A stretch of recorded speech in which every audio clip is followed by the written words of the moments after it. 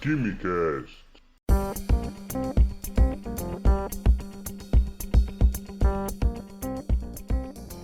Alô, os estudantes e admiradores de Química do meu Brasil, sejam bem-vindos a mais um Dose de Química. Eu sou o professor Vinícius e tem uma série de termos que a gente se depara quando a gente estuda Química, não é verdade? Elemento químico, átomo, molécula, símbolo, fórmula, substância e por aí vai. Esse episódio vai ser aquela espécie de um dicionário, aquele glossário de palavras, de termos que são importantes demais para a compreensão da química e para você deslanchar nos seus estudos, tudo bem? Ajuste o fone de ouvido e vem comigo. Começando pelo átomo, tá? O átomo é a unidade básica da matéria. Eu disse a unidade básica, tá? Eu não disse que é a menor. Depois a gente vai ver que o átomo tem subpartículas, né? Partículas subatômicas que compõem o átomo. Mas o átomo é a unidade básica. Sendo a unidade básica, é a partir dela que são construídas coisas maiores, ok? Assim como você tem um tijolo, e a partir desse tijolo você constrói uma parede, depois você constrói um muro, depois você constrói um cômodo, e constrói uma casa e por aí vai, tá? É a partir do átomo que outras coisas químicas vão surgindo e vão aparecendo. Agora, se a gente for parar para pensar na natureza a gente tem diversos tipos de átomos, tá? Para organizar, o pessoal queria o quê? Agrupar esses átomos. Mas para agrupar qualquer coisa, para formar grupos, a gente tem que encontrar algum critério, achar alguma coisa em comum para unir os átomos. Foi então que pegaram o número de prótons que cada átomo tinha.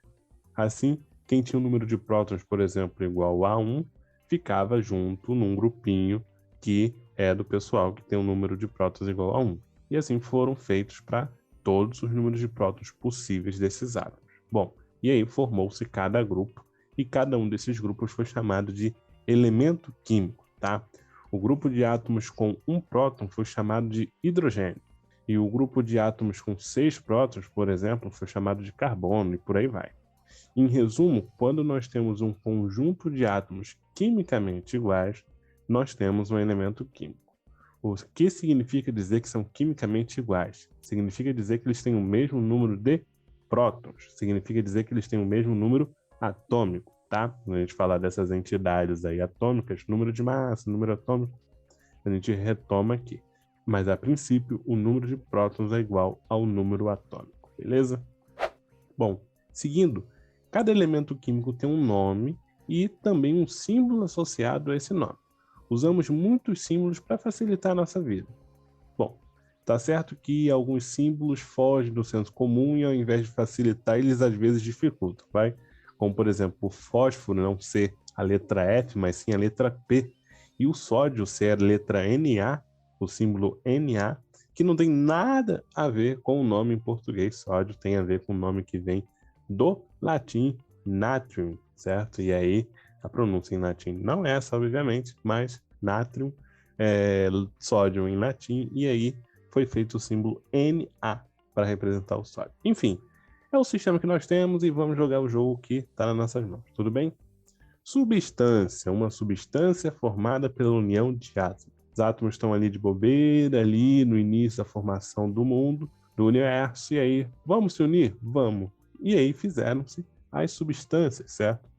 A partir de cada tipo de união, nós vamos ter diferentes tipos de substâncias. A gente vai ter substâncias iônicas, as substâncias metálicas, ou também as substâncias moleculares, que também chamamos carinhosamente de moléculas. Podemos ter substâncias que são simples ou compostas. As substâncias simples são formadas por um único elemento. Por exemplo, o gás oxigênio que respiramos é o O2, são 2 átomos de oxigênio. Ele é formado apenas por átomos do elemento químico oxigênio. Então, é uma substância simples.